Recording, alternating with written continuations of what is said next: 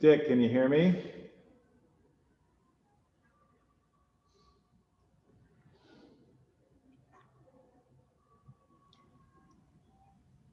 That came across very well. Oh, good. Thanks, Ken. Monsignor, you ready to go when I call you up? I see you're muted, which is fine for now. I lost him to unmute. Hi, Dick. How are you, Ken? Good to see you. It's really good to see you too. I think of you often. Yeah, get the lighting in my room straight.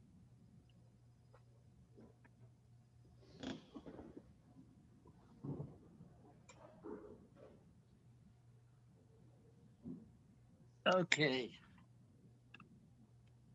There's Jim Penders.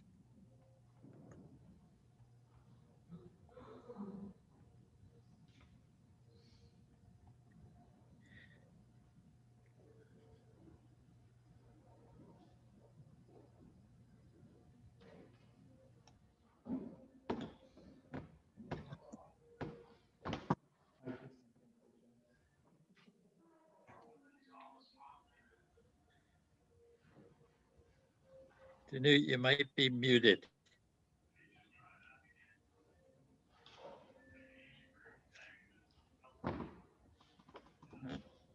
You're muted, Danute. Okay, Monsignor, you made it. I made it, yeah. Not easy. There's Ken Did Melcher. Terry make it? She's still saying. Did Terry make it? Not yet, but maybe she should be able to. Okay, I'm gonna stop video and mute. John Heaps. Carrie said she's signing on tonight, so she was very excited. I talked to her today.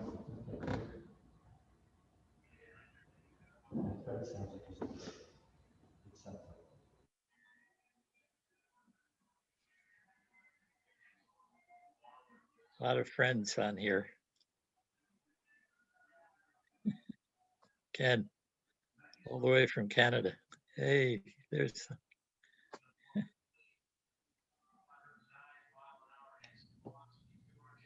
Peter Beer. Oh my goodness. All the way from Australia. Australia. Wow.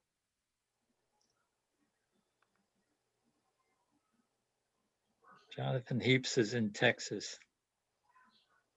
Yeah. Gonna be cooking dinner while I listen tonight. You have something good planned? Kind of a Swedish meatloaf with cabbage. Oh, sounds great. The food of my ancestors. There you go.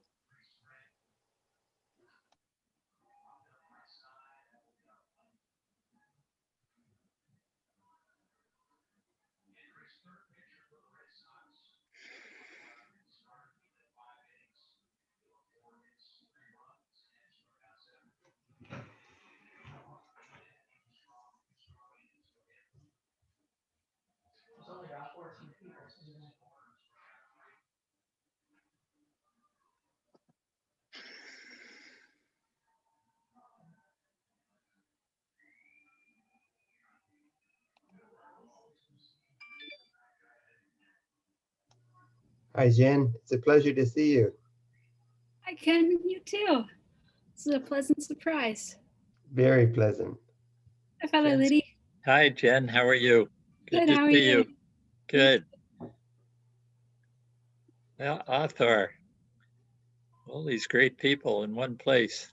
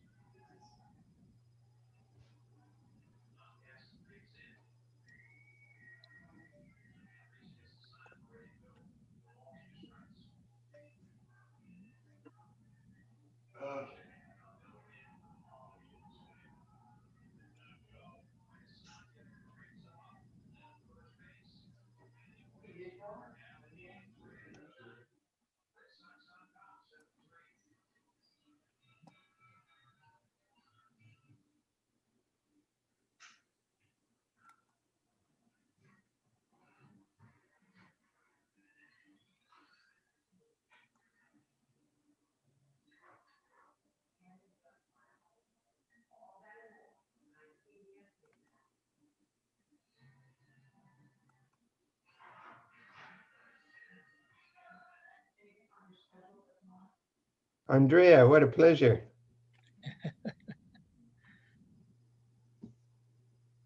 Nice to see you. Very good. Hi, Andrea. Hi, Dick. How you doing? And Linda. A great group. And Yom and Yoon. Indeed, indeed.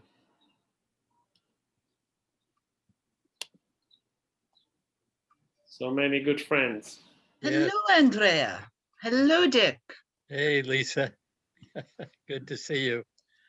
Yes, it would be nice to see you in person, but I had classes all afternoon and I wouldn't have made it in time for in person. And I see you're at home anyway. How are you doing? Yes, I'm doing fine. Doing fine.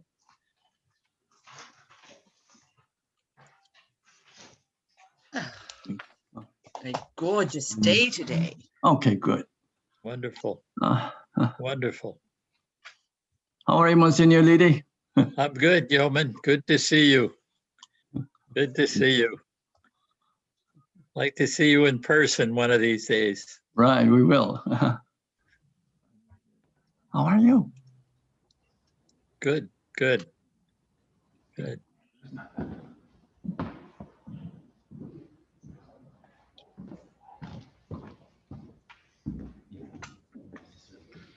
Good evening, everyone.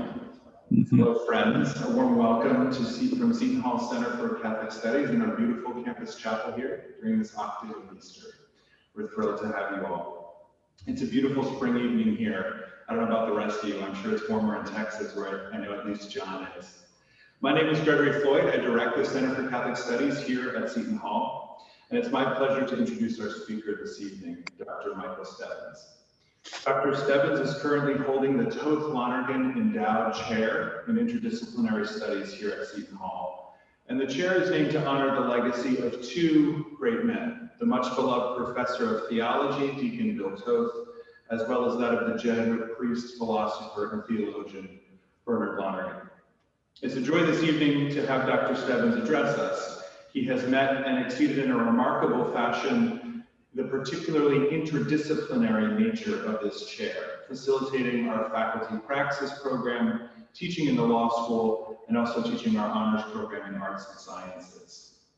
Many of you here tonight know as well as I do that Mike brings the unusual combination of excellence in academic teaching and research, as well as years of professional experience outside the university community and in the wider world. He has a tremendous capacity to understand and engage a range of thinkers and disciplines, but also, and very mercifully for most of us, he has in surplus the good common sense to know how to communicate their best insights with clarity and depth and relevance. Mike's talk tonight is titled Rising to the Challenge of Figuring Out the World and Ourselves. And I'm sure most of us know ourselves enough to know that last part, maybe the harder part of the two goals.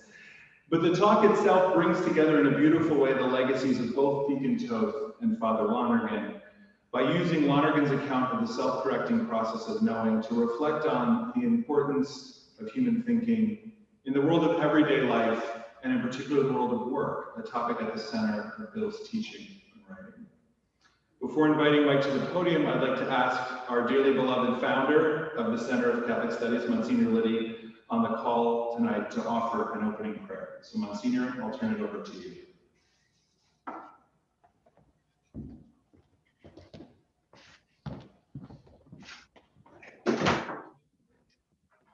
Can you hear me? Yes. Okay. I'm delighted to say the prayer before Mike Stebbins gives his talk this evening. I was thinking of these times that we're in, and this past year, of course, the difficult year of the pandemic. And one image has popped into my mind lately, and it's the image of the nurses coming out of the hospital in New York City and looking up and hearing beautiful music from across the street. People from the New York City Orchestra playing the violin and other instruments, playing beautiful music to salute the heroes who were taking care of the sick and the dying. And I was thinking of the theme that was so prominent in Father Lonergan's life, and that is healing and creating. And I think Mike Stebbins in his life and work has illustrated that theme abundantly. So this is a time of Easter. This is a time when Christians celebrate life out of death, new life out of sorrow and darkness, new spring out of the darkness of winter. So we ask the Lord to send his healing and creating love among us so that we can take care of those who need to be taken care of. I'm reminded of the little boy I saw on the news last night who just wandered across the border and was crying, and was met by a policeman and said he was lost and asked if he could help him. And so we ask that the risen Lord give us the strength to create new worlds, to be our best selves, and let his spirit come upon us. I was able to see the ocean today, a beautiful scene of the water and the waves coming in, the new life, symbols of new life. So we ask that God bless Mike Stebbins.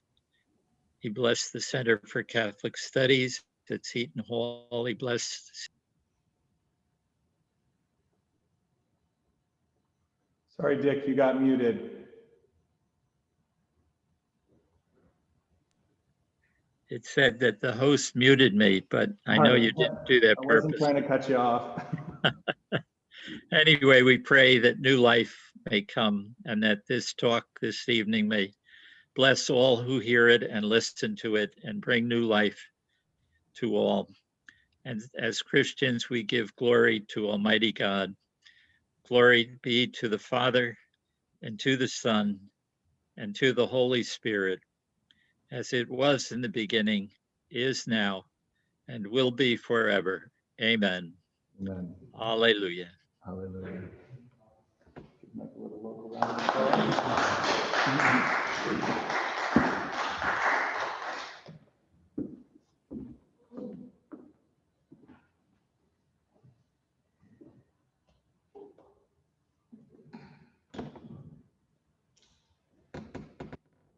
Good evening, everybody.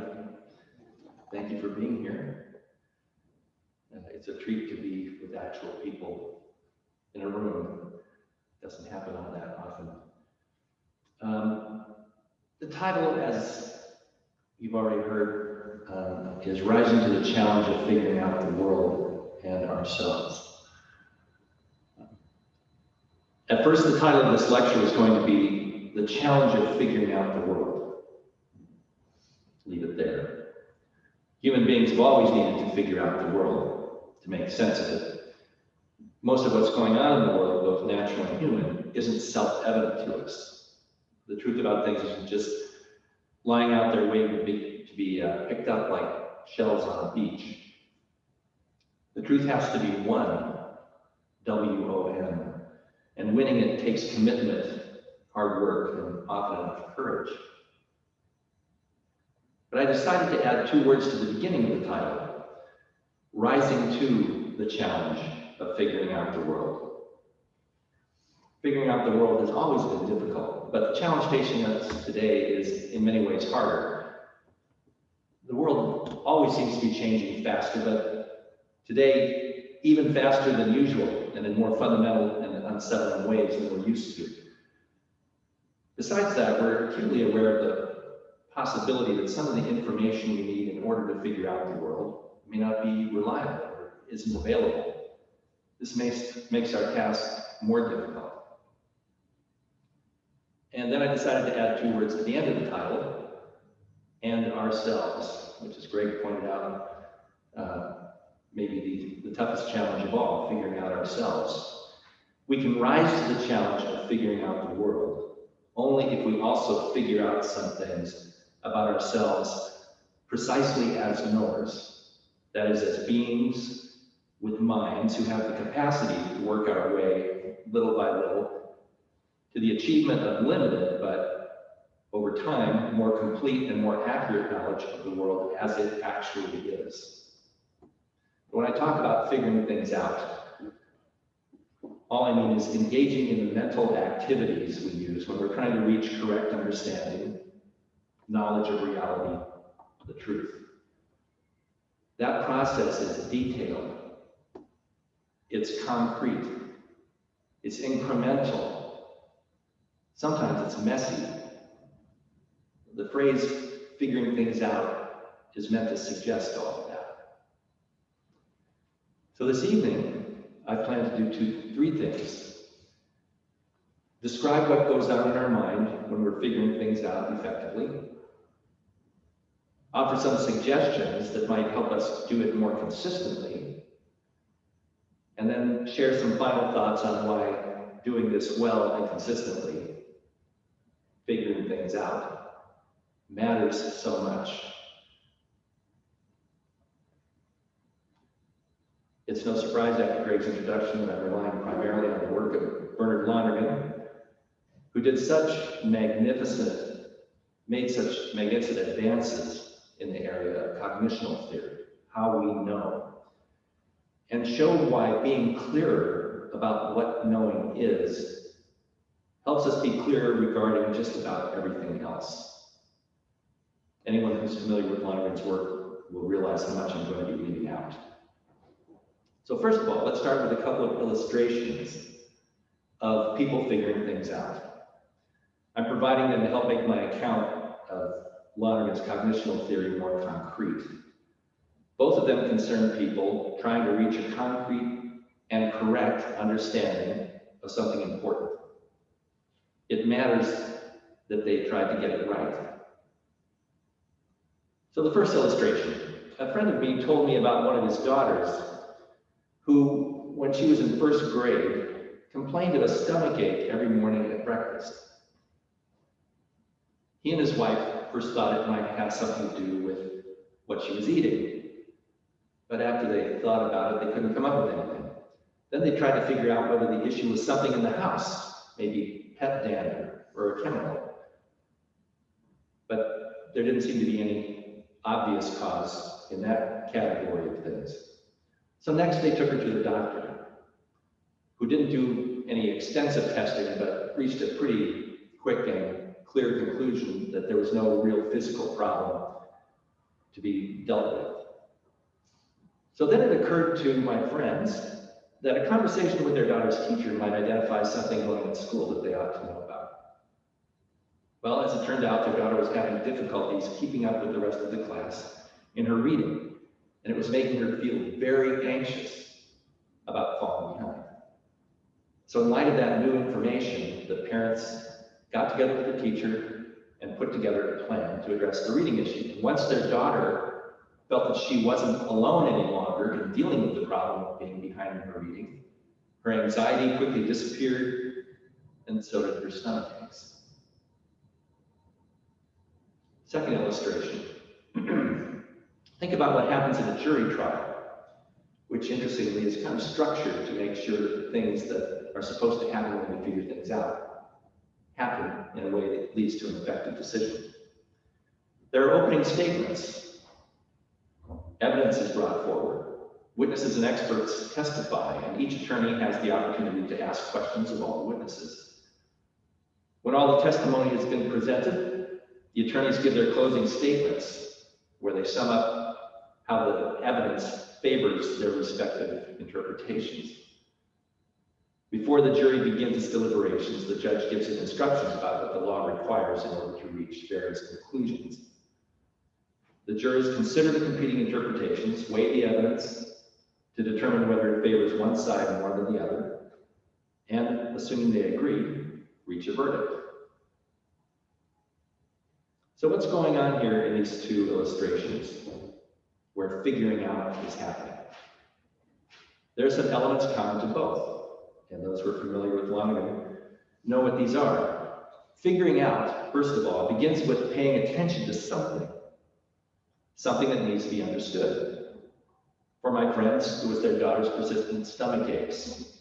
For the jurors, it's the cases as presented by the attorneys. There has to be something that needs to be figured out. Lonergan often refers to that something as data. And the activity by which we simply apprehend data, he calls experiencing. Next, in the course of experiencing, especially if we're paying attention, something in the data may strike us as interesting or puzzling. And we find ourselves wondering, what's going on here? What's that about? What does this mean? This is what Lonergan calls a question for understanding, a question aimed at understanding something about what we've experienced. In the case of my friends and their daughter, the question for understanding was, what's causing the stomach aches? For the jury, there are a number of questions for understanding. What's the meaning of the witness's testimony? The material evidence, the attorney's interpretations. There's also the jury's overarching question of understanding, or for understanding. How do all the parts of each side's case fit together? So experience, and then a question of the form, what's going on here? What does this mean? Next, questions for understanding set us in motion. Okay, we make various efforts to find explanations, meanings, reasons, hypotheses, and so on that constitute answers to our questions. The occurrence of such an explanation or answer in the mind of the person asking the question is what Lonergan refers to as an insight. It's important to note that insights aren't necessarily correct. They're possibly correct explanations, possibly correct answers to questions such as what's going on here. So in the case of my friends, they came up with a series of insights about their daughter's symptoms. Maybe it's the food, maybe it's something in the house, maybe it's a medical issue, maybe it's something at school. Those are all possibly correct answers. In a trial, the jurors each have multiple insights, but these are all combined into a grasp of the overall meaning of the cases presented by the opposing attorneys. Now, next, because insights aren't necessarily correct, the fact that we've arrived at some kind of understanding doesn't mean we're done. A further question arises: is my insight correct?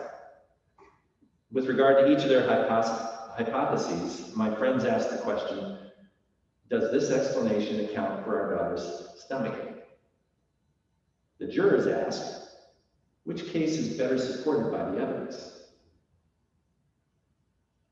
Next, each question for verification leads to a process of gathering, considering, and weighing whatever evidence is both relevant and available, and then determining whether there's sufficient evidence to answer the question for verification.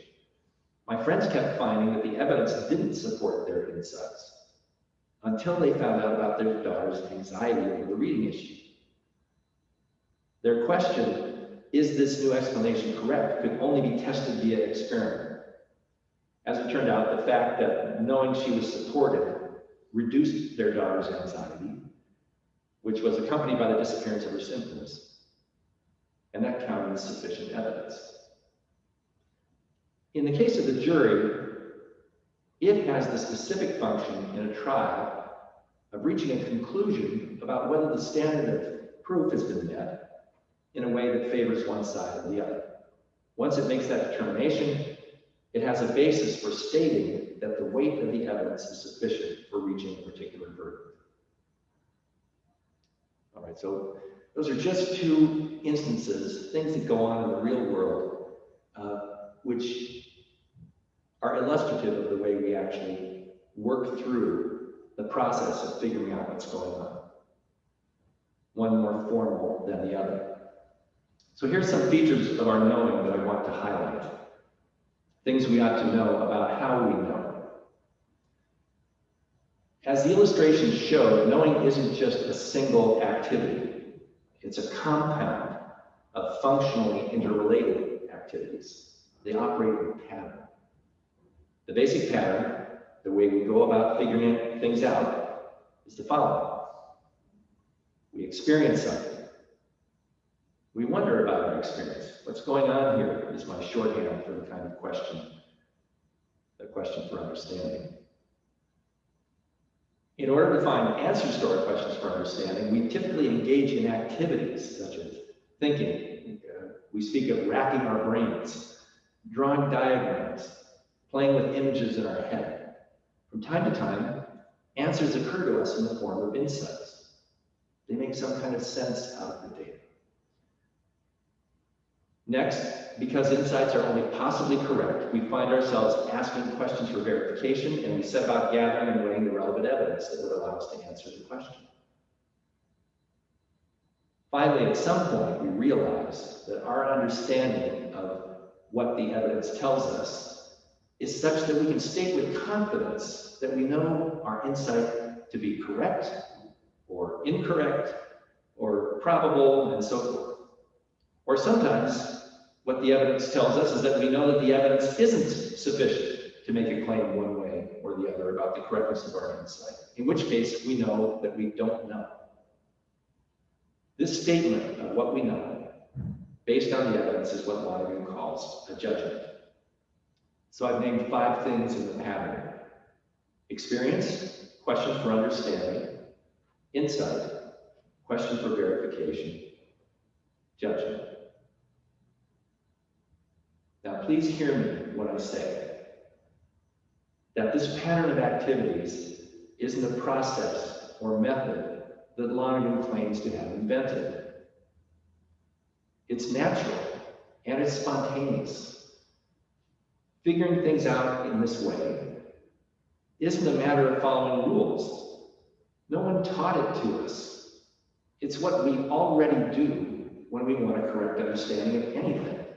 It's the way human beings are designed to know. Lonergan wants us to be aware of it so we can cooperate with it and get better at doing it. Now, think of these basic elements, the 5 that I named, not in a straight line, but in a loop. What's striking about the way we figure things out is that we keep asking questions, keep having insights, keep testing our insights again and again and again until we've correctly understood enough to allow us to deal with the problem or take advantage of the opportunity, whatever we happen to be trying to figure out. So the process is like a loop. The process by which we figure things out is also incremental. We understand and verify typically a little bit at a time.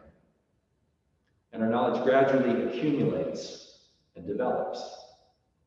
We don't get it all at once. This should actually be consoling to all of us because I think most of us experience not getting it all at once, and sometimes it's frustrating. That's how we're built. We're also not built to get things right every time. We make mistakes. But we are built to recognize and correct our mistakes. So Lonergan talks frequently about the self-correcting process of human knowing.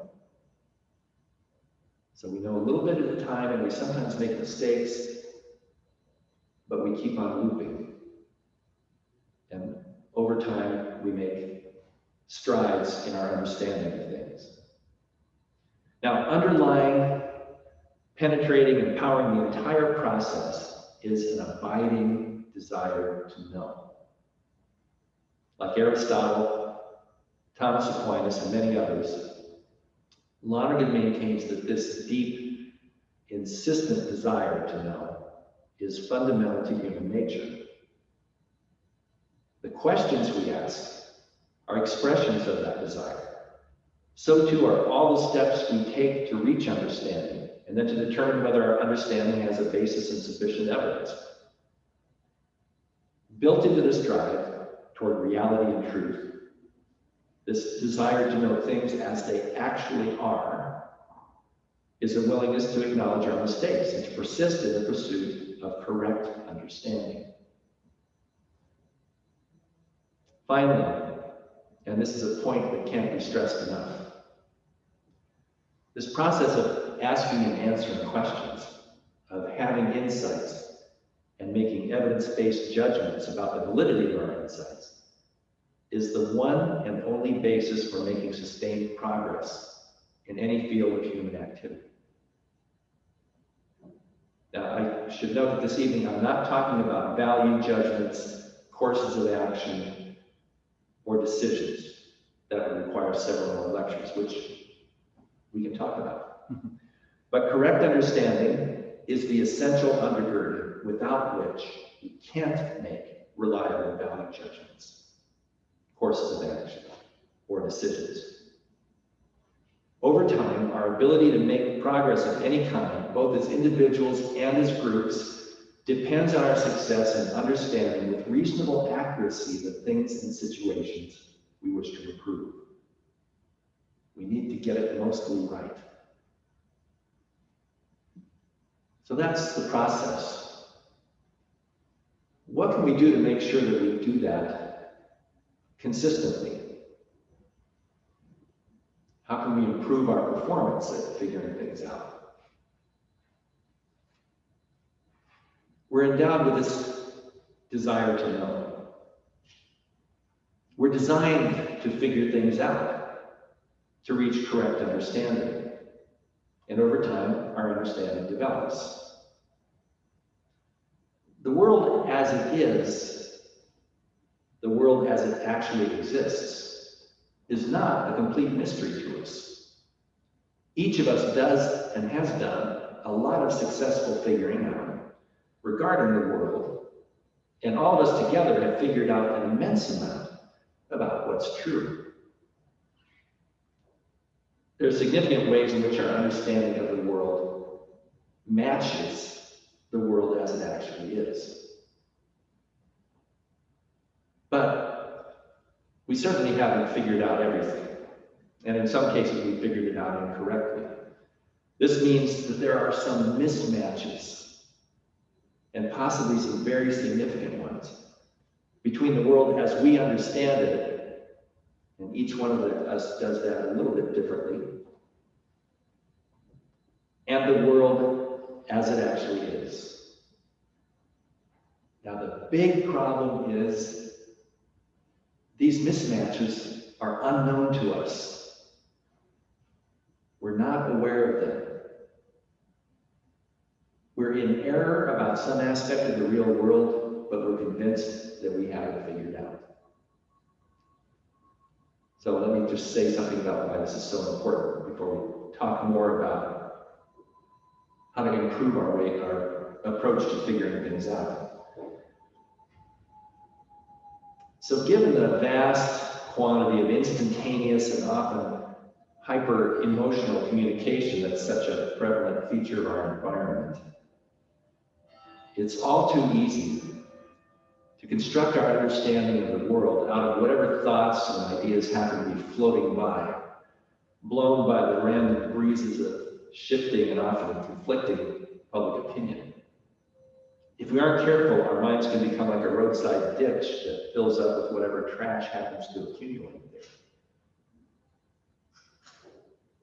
Whenever we think about what's going on, make value judgment about what's going on and what ought to change, and whenever we make plans to bring about change, we're always doing so only in terms of the world as we understand it to be. But when we take action on the basis of the world as we understand it to be, the actions and their consequences happen entirely in the real world, the world as it actually is.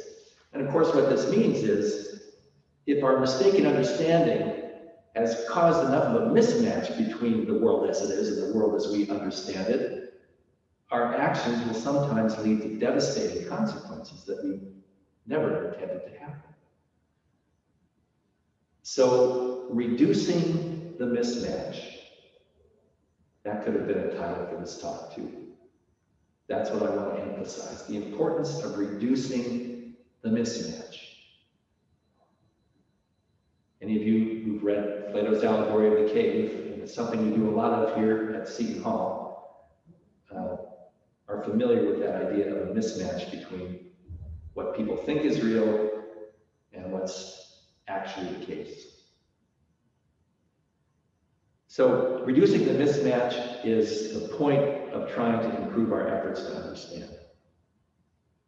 That's why it's crucial for us to take responsibility for the way we figure out the world, not just to be passive receptors of what's out there in the way of understanding things, but because of our desire to know, to live the way we're supposed to as people built to know, and do that effectively.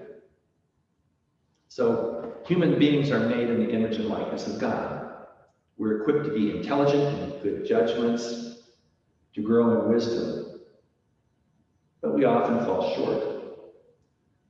So what are some things we can do to enhance our performance as intelligent, judicious, wise reflections of the infinitely good God who created us?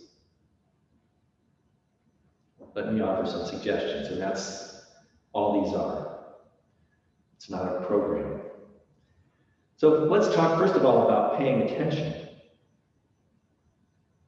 Attentiveness promotes the occurrence of questions. When we're experiencing, we're apprehending in some way a field of data, our desire to know may be kind of idling in the background. But if we notice something interesting or unusual or threatening or unexpected, it can cause our desire to know to engage. We begin to wonder. Paying attention well is difficult. Our attentiveness can vary in quality, in depth, in its extensiveness. These things don't help.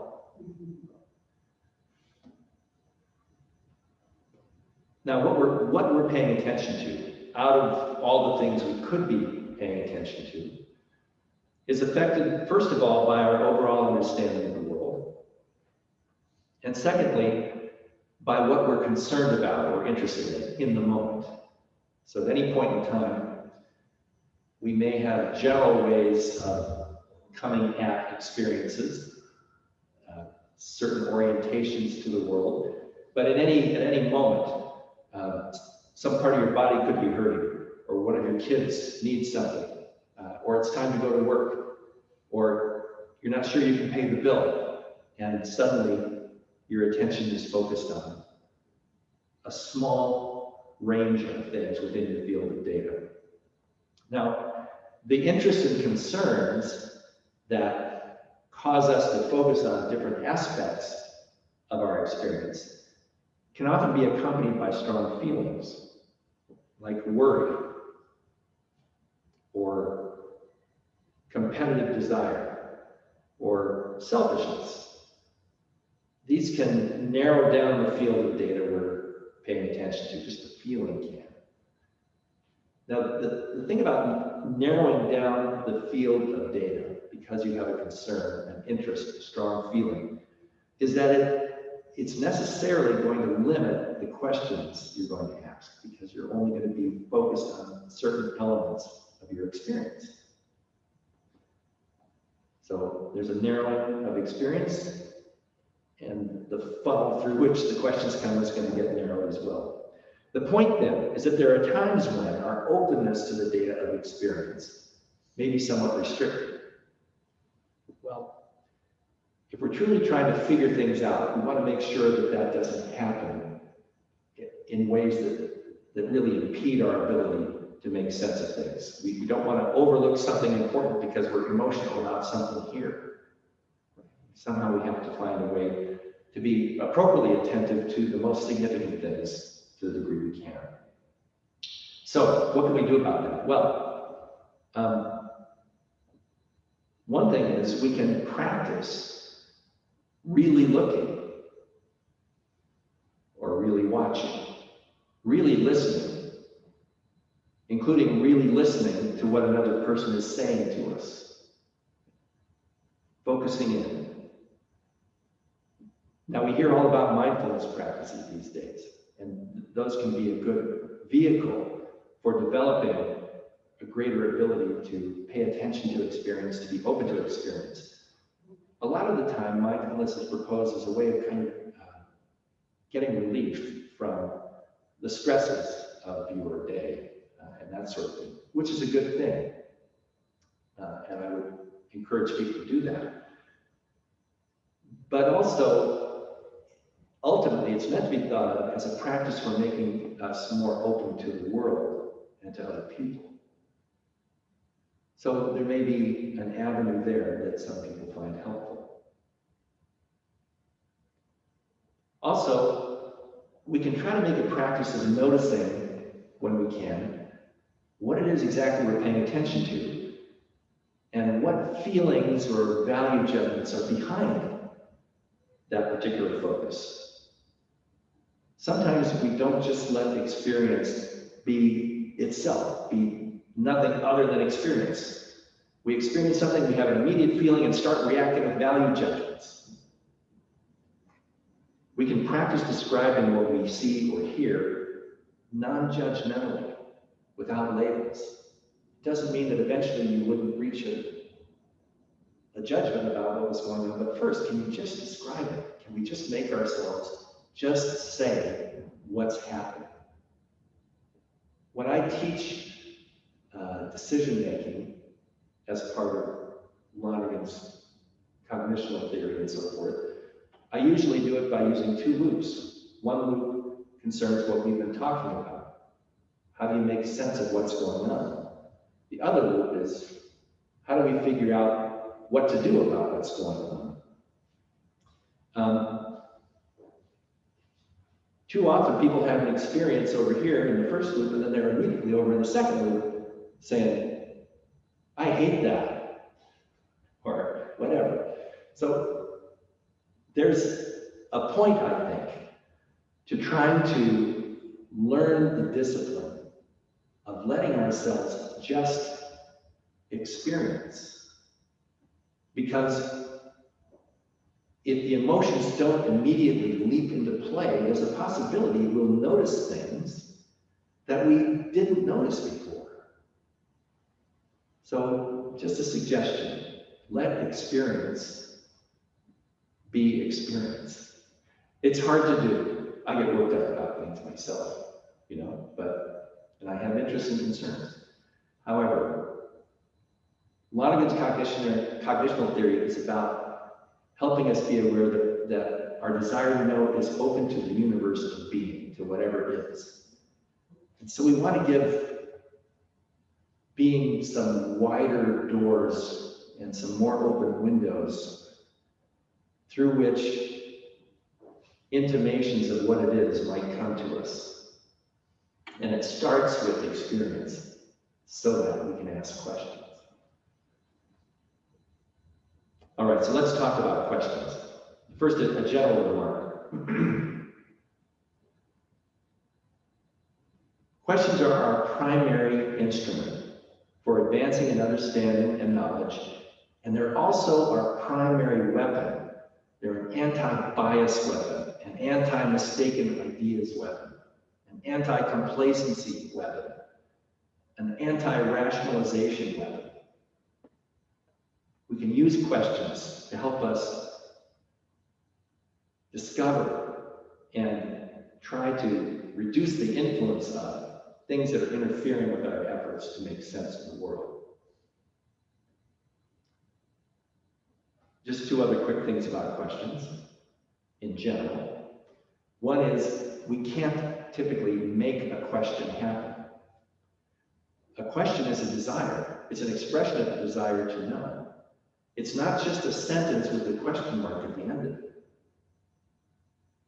So you can have a question without words if you're experiencing a desire to understand something. But we can't make ourselves have either the desire We can remind ourselves that we have it, but we don't make ourselves have it, and we can't typically make ourselves have a question either, nor can we make anybody else have a real question. Questions occur to us. A question occurred to me, we say, because that's what happens. Furthermore, because of this essential role that questions play in getting us to understanding and to greater knowledge and so forth, and all of you know this, but I'll say it to people who, students often need to hear this. Having questions does not mean you're stupid. Quite the contrary. If you have a real question, that's what I want to talk about. Always try to start with a real question if students have them. Their desire to know is awake. It wants to go somewhere. So let's talk specifically about questions for understanding. What can we say about those? Well, first of all, not every question needs to be answered. So we don't necessarily need to let ourselves be overwhelmed by the idea that, oh, I've got to try to understand everything. So it's important to distinguish between questions for understanding that probably can be answered and questions that probably can't, at least for now. And it's probably better not to waste too much time on the latter. It's also important to distinguish between sound, meaningful questions, important questions, on the one hand, and on the other, questions that are meaningless or incoherent or illegitimate or frivolous. We don't want to waste our time on those. So our desire to know is a desire to know intelligently and reasonably. We want to ask questions that are leading us towards greater understanding and greater knowledge. So those are two things that Lonergan mentions about not going overboard with asking questions. I also find that it's helpful often to write down questions and to write down insights. I do a bad job of filing them. I collect them. It's a very good thing that there's a search function in Microsoft Word. But insights happen and questions happen unexpectedly often, and they're sometimes fleeting. They're worth capturing. Okay? It's our desire to know. It's our minds lighting up briefly. Okay, capture that light. Put it in a bottle where you can access it again. Okay. Now, understanding. I want to take some time on this one because Lonergan's book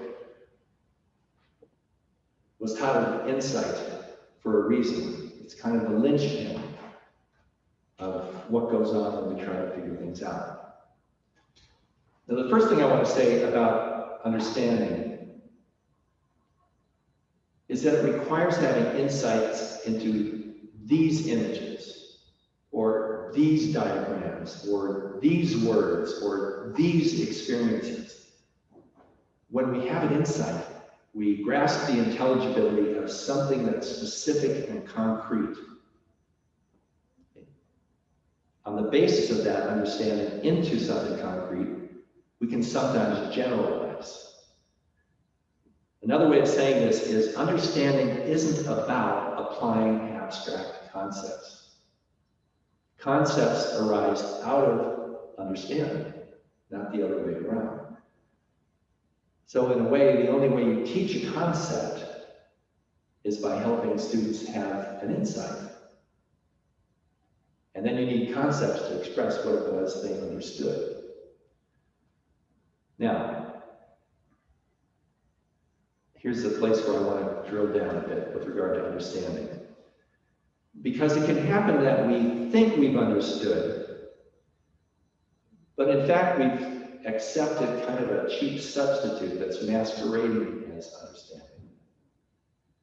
One way we might answer the question, what's going on here, is to apply some familiar label or category to something and then claim that we've understood it. Oh, it's one of those. So think about instances in your own life where you've encountered people who didn't really bother to understand what you were telling them.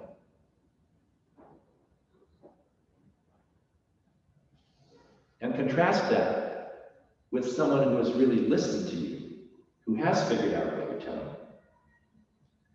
So think of going to a physician who doesn't really listen, or a colleague, or a customer service representative, a server in a restaurant. Think for a moment. Have you ever been treated as a number? You felt faceless, you were just another instance of whatever, and you were treated like just another instance of, and no real effort was made to figure out who you were, what you needed, or how to fix what the problem was. My wife has spent hours of her life, days, weeks, probably months of her life, just trying to get people to do their job, because they don't really bother to do the understanding necessary to figure out what's going on and then what's needed. So the problem with this approach of labeling, categorizing, when you talk about it, what goes on in more academic realms, speak of conceptualism in Lonergan's way of thinking about it. This is kind of a version of that. It skips over the concreteness, the complexity, and the possibly changing features of whatever it is you're trying to understand. It could be an activity or an event, a person, a group, an organization, a nation, a religious body, and so on. So labels, categories, slogans, and buzzwords are abstract. They also tend to be prefabricated, so to speak, and typically they're not of our own making. The available labels and categories, what they mean, how to apply them, and to whom you should apply them, those are often already established just by the way that people have used them. So these labels and categories are lying there at hand and ready for us to use. Another metaphor that a friend of mine and I have sometimes talked about is they're like cookie cutters. You've got dough, and you've got a certain set of cookie cutters, and you decide, well, what kind of cookie am I going to make here? What kind of cookie are you? You know, you're a shamrock cookie. You're a diamond cookie. And run out of cookie cutters, no other options, right? So because they're abstract, labels and headlines, that's another version of this, another way of thinking about it. Here's a little thing, this big, it's supposed to tell you something. Labels and headlines don't tell us much that contributes to our understanding. Sometimes they also include implicit or explicit value judgments, but when they do, they rarely provide an explanation of how the value judgment was reached. So you get a little bit of a fact and a little value judgment kind of built in. You go looking for understanding there, and there's not much to be found. So in practice, labels and categories are often little more than hasty and often not so accurate generalizations. And I'm not thinking of how other people use them, how do we use them? This is all about what we do to make ourselves better.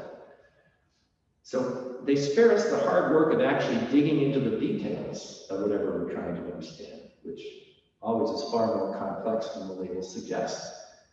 Instead of actually coming to grips with the particular facts, circumstances, and individuality of a person or a situation, we categorize them according to certain isolated characteristics that are easy to identify. And then we toss them into a mental box with a label on it. The specific details of a person or situation don't get noticed, much less wondered about or understood. So using labels and categories to define problems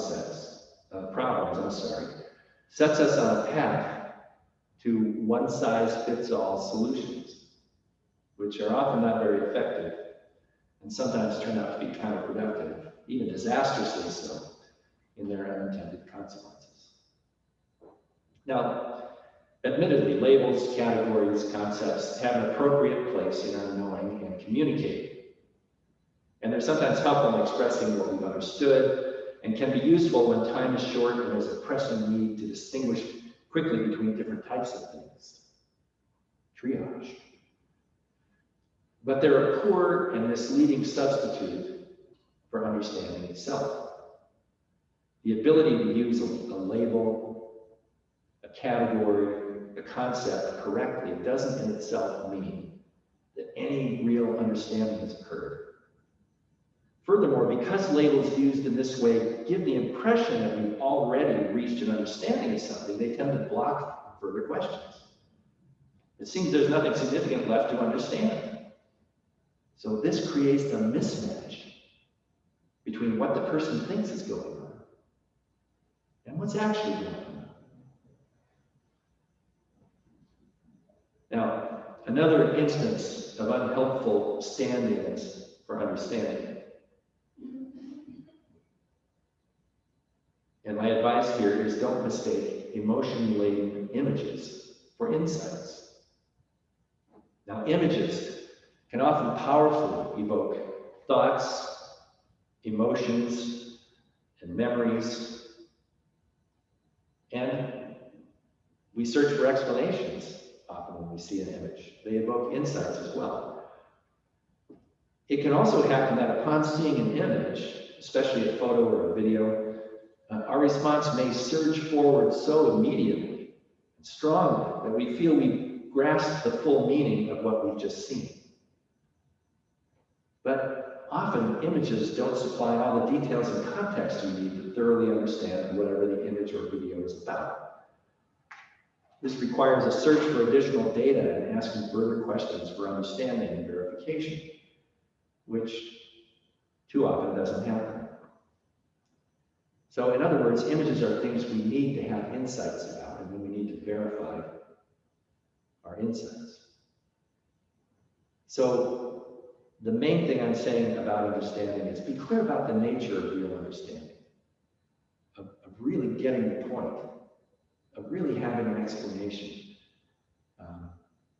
of really understanding the interrelationships of the things that make an event or a situation happen. Don't be fooled by substitutes in your own thinking or in others. All right, let's move on to questions for verification. And this also includes gathering and weighing evidence. I think the most important thing here, in my own experience, is making sure that we have the question, that the question for verification is real for us. In other words, that we really want the truth. That means wanting the truth even when we know that if we verify what we think is going on, it's going to be bad for us. Something difficult is going to happen. You know, there's a price involved in saying, yep, in fact, that's what's going on. And now that I recognize that that's the case, I need to deal with it, and it's not going to be easy. So, especially when it's time to start moving towards judgment, the desire to know has to be a strong force working through everything we're doing, so that we stay the course, so that we get to a correct judgment. So we need to check ourselves. What's happening in me right now as I'm trying to figure out the status of my understanding, whether it's correct or not? Am I really devoted to getting to the way things actually are? Am I sure I'm not kidding myself about my desire to do that? And then it's also important when we're heading towards judgment with a question for verification that we be clear, that we ask ourselves, what is it that I would need to know in order to determine whether my insight is correct or not? We have to think that through. What counts not only as evidence, but as sufficient evidence? It's a different thing. This isn't a matter often, making good judgments about the quality of our insights. It's not usually a matter of you see one confirming piece of evidence and then you're done. Usually it's more complex than that. So we have to think through what is it we need to look for in order to be able to confidently and truthfully say, I've arrived at a correct understanding. So that requires commitment too. Now, all these things that I'm advising or suggesting, obviously our lives are in motion. We only have so much time and energy. We can only expect so much of ourselves. So we can't always stop and take the time we would like to work out, well, what would count as sufficient evidence? We do the best we can under the circumstances, often based on our experience. Okay, the final piece in our 5-point loop is judgment. Here, I think it's important to distinguish between the confidence you may feel and the satisfaction you may feel in knowing that you just determined that your insight's correct because you know that all the relevant evidence has been assessed. Distinguish between that and the satisfaction of being right, God darn it, of being vindicated. It turned out just like I knew it would. There's a certain satisfaction, relief, feeling of accomplishment, and so forth. Don't confuse that with the confidence that comes from having made a truly sound judgment based on sufficient evidence. This other types of emotion can come in there, and we feel like we've got it, and we may not. Now, practically speaking, making a judgment, especially in the kinds of daily sorts of situations we find ourselves in, it's often a matter of making sure that all the relevant questions for verification have been asked and answered. If significant questions remain, we're not ready to make a judgment yet. So when we can, we need to give time and space for further questions to arise. So that may involve talking things over with people, putting your viewpoint to the test of action. It requires some intellectual alertness. You're thinking about your thinking, right? You're doing the loop about a point on your loop, trying to make sure that you're doing it as well as you can. I think it's also important when it comes to making judgments for us to figure out whether we're the kind of person that moves to judgment too quickly. We jump to conclusions, that's more of our tendency, or too slowly. We tend to waffle. I'm not sure, I'd like to read one more book, I'd like to talk to one more witness, whatever. So be aware of whatever your tendency is and try to compensate for it at least. If you're aware of it, then there's the chance that you can bring in somebody with the opposing tendency or who's kind of more in the middle to help you not go too far towards one excess or the other.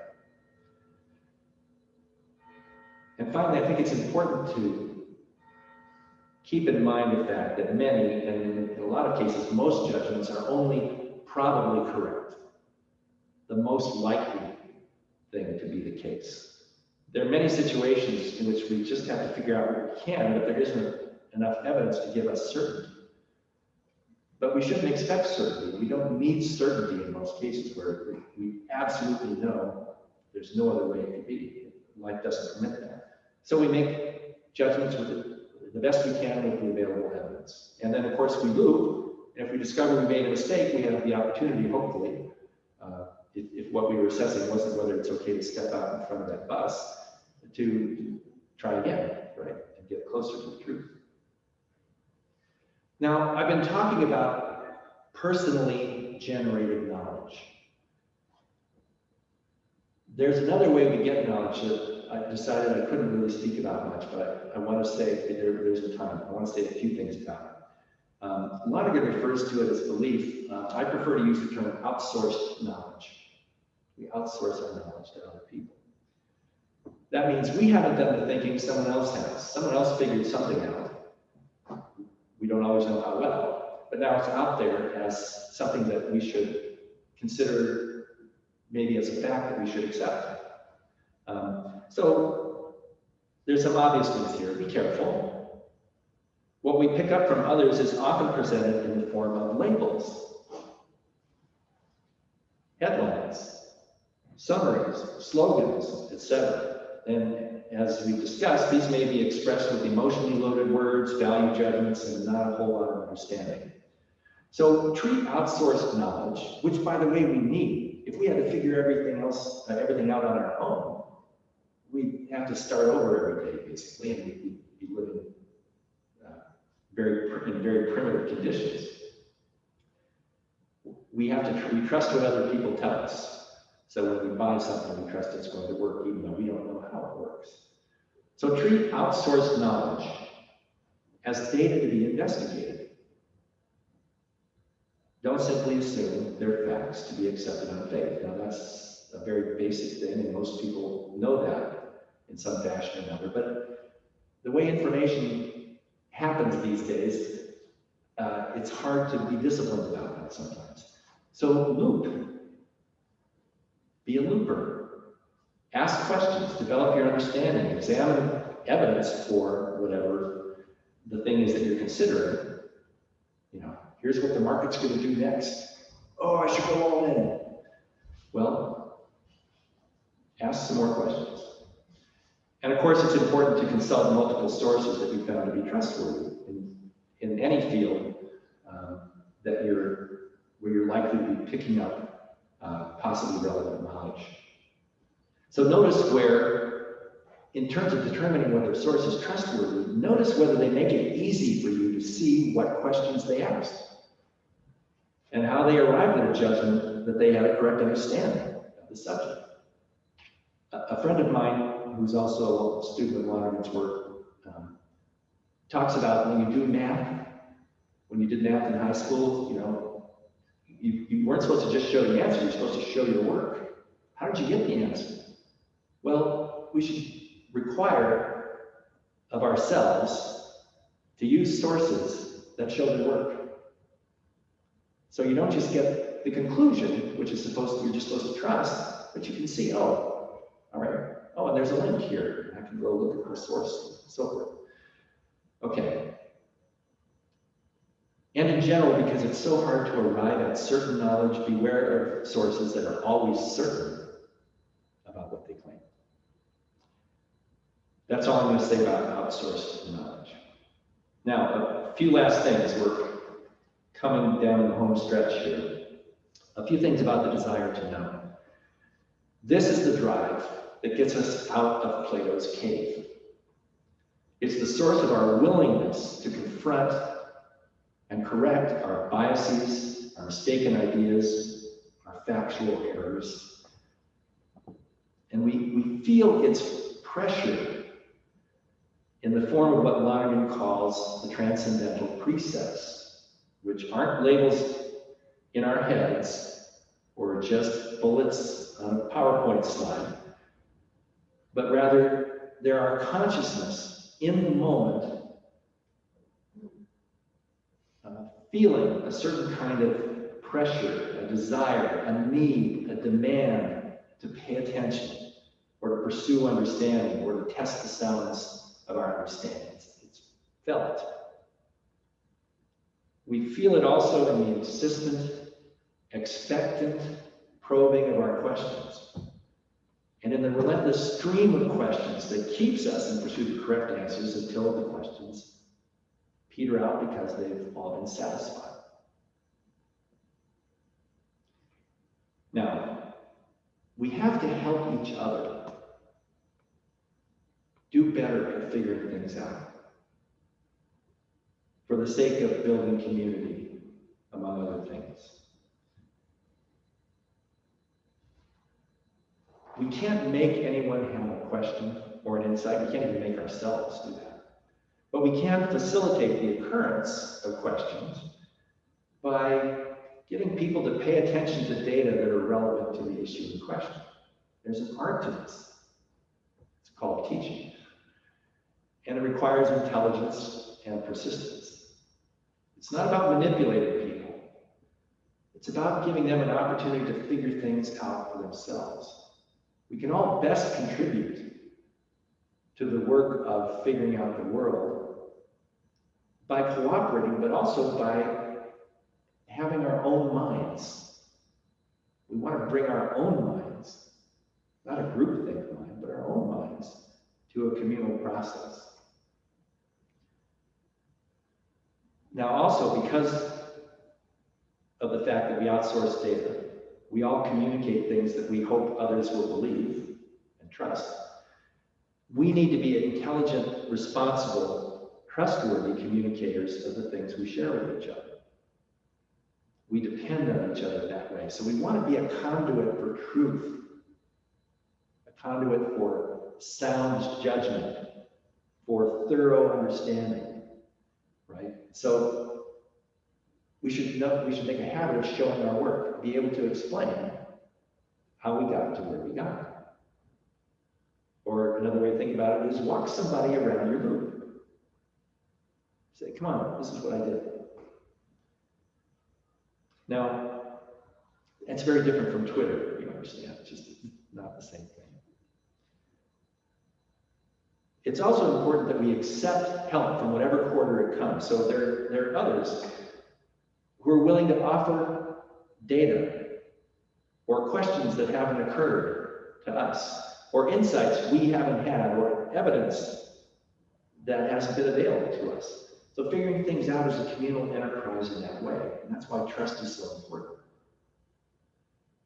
And I also want to make a few comments about how we regard other people, with whom we have disagreements about what's true. Speaking from a Christian standpoint, and even from a human standpoint, we have to approach each other with love. Therefore, it's important to be wary of strong negative feelings toward others, excessive anger, hatred, contempt. Emotions like these can overpower our desire to know, making us blind to much of the significant data about a person or a group, anesthetizing our curiosity, making it likely that our understanding of them will be limited to slapping on a negative label whose accuracy we may never get around to question. Another way of saying this is we should try to approach people in the spirit of the prayer of St. Francis. O Master, grant that I may not so much seek to be understood as to understand. And finally, I'll draw this to a close with a few remarks about why this matters. For the sake of building community, undoing decline, promoting progress, it's essential that we reduce the mismatches between our understanding of the world and the world as it actually is. The fundamental issue is, do we really want the truth? Are we truly committed to living in the world as it actually exists to the extent we can manage that? Or are we content to live with a view of the world that's distorted by fantasies and mistaken beliefs? We've been gifted with a desire to know, a desire for what's real, a desire for truth. We have to rediscover that desire in ourselves. Then we have to resuscitate it, revitalize it, cultivate it. We have to recommit to our desire to know, or perhaps really commit to it for the first time, and resolve to allow it to set the framework, provide the criteria, and guide our efforts to make sense of the world. We have to choose it, and choose it, and choose it again, and choose it again. We have to choose it every time. So let's not settle for too little. Let's not underestimate our ability to get at the truth and to accomplish the good. Go forth and be good loopers. Thanks.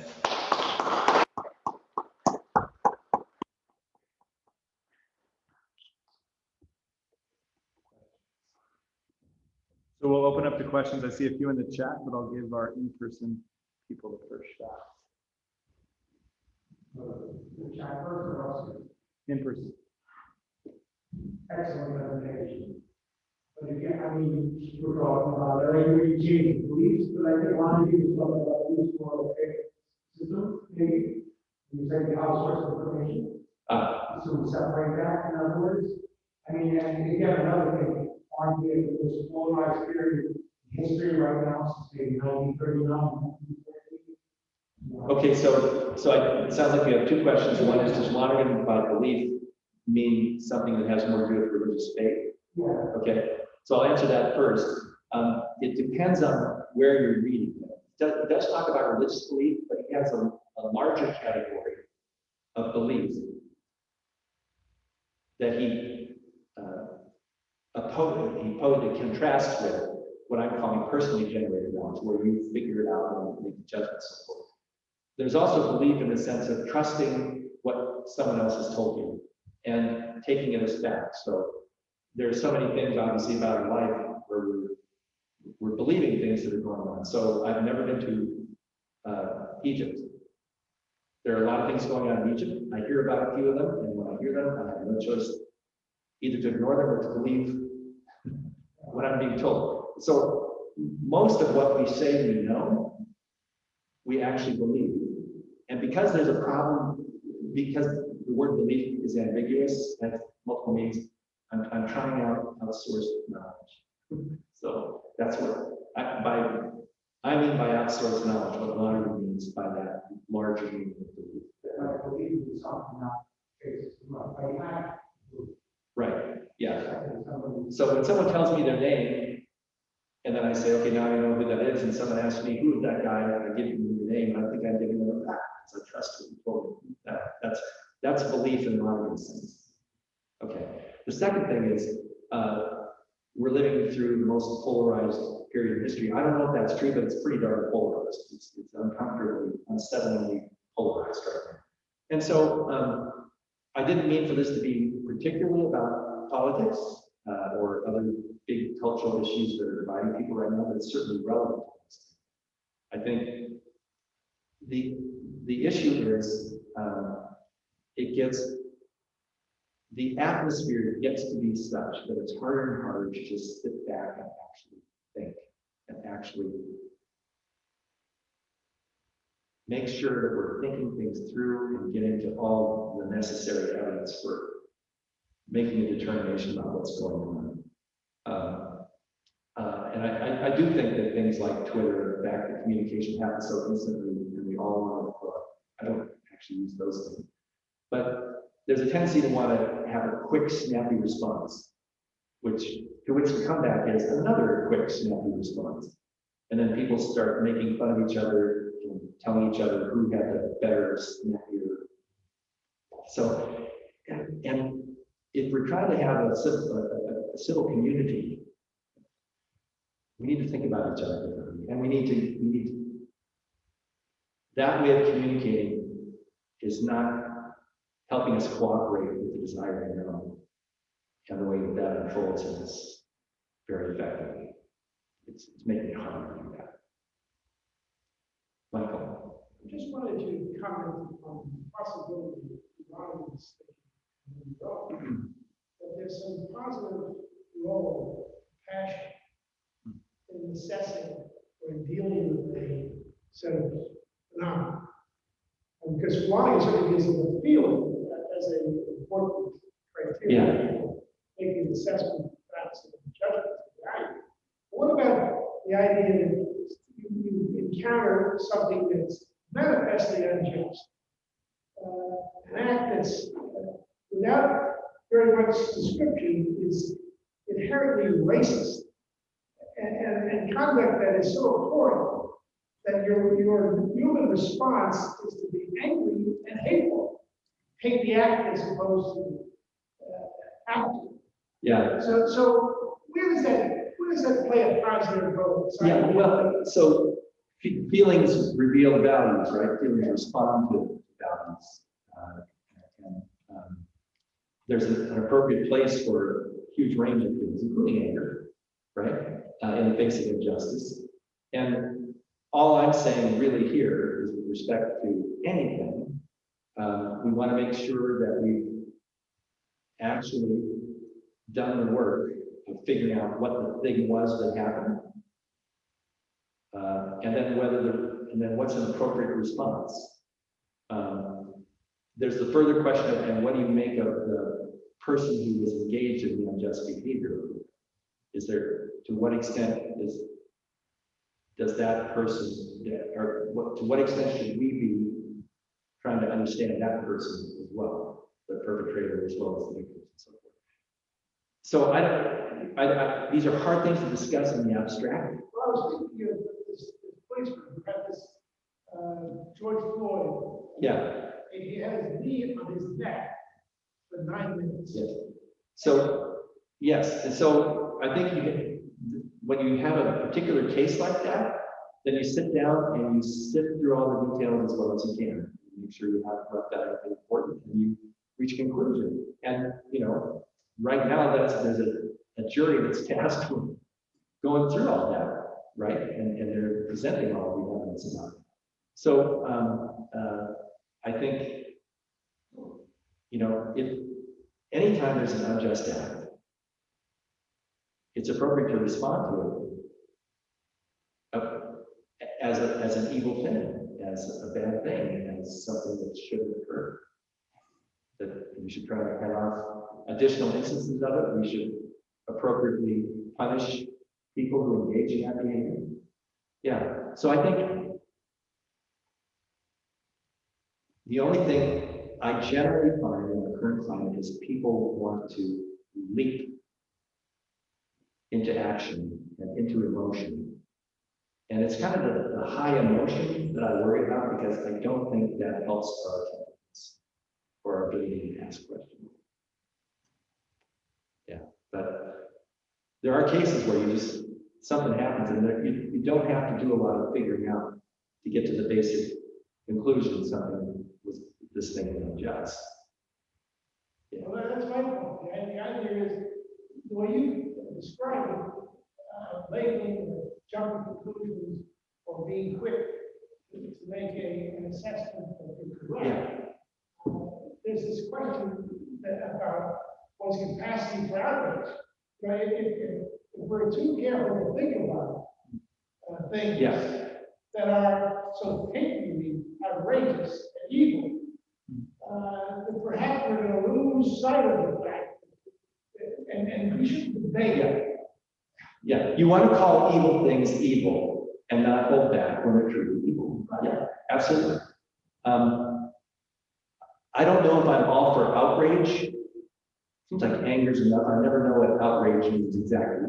But I think the only thing I would say is our emotions need to be interrogated. They're telling us something. I'll accept that. Yeah. And your emotions are powerful in their immediate response. Yeah. Whereas feelings are not constant. They're there and they have a history. Yeah. And a reality that's uncommon. Whereas an emotion can be very, very difficult. Very. Right. Yeah. So at a certain point, they become data that you need to ask questions about. What's it telling me? Okay. Yeah. So we're just about out of time, but I want to get one or two people from the chat. Yes. So Jack asked a question that I think is relevant to this, which is so much of our knowledge and so much of lessening the mismatch has to do with judgments of trustworthiness for this outsourced knowledge. So what are some of the key factors in this communal dimension of knowing in taking advantage of it successfully rather than harmfully? Yeah, so with regard to trustworthiness, with regard to making judgments about other people's opinions that you take as your own, other people's knowledge that becomes your own. Well, I think that thing about the transparency. Let's share with each other how we how we drew our conclusions. In other words, I think it's a habit that could be developed. Because there's a history to how we thought things through, you know, you just, like in any detective story, right? There's a narrative about, well, this happened and we started wondering, could it be this, could it be that? And so we went and talked to this person, we collected this evidence. I think we have to be willing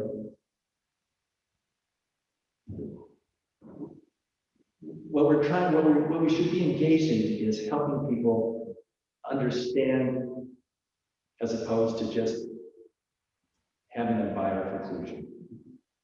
I think that's the issue and a little, the headline or a little slogan or my quick little comeback or whatever sells in various ways.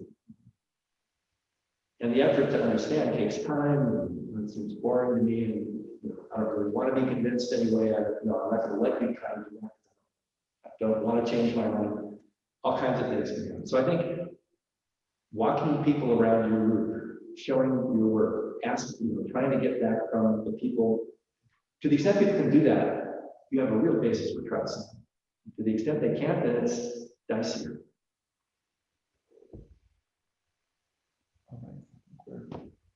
Okay? We're out of time. So. All right. Well, thank you. Thanks, Greg. Thank you, everyone, for being here. Appreciate it. Thank you, everybody. Stay tuned for more.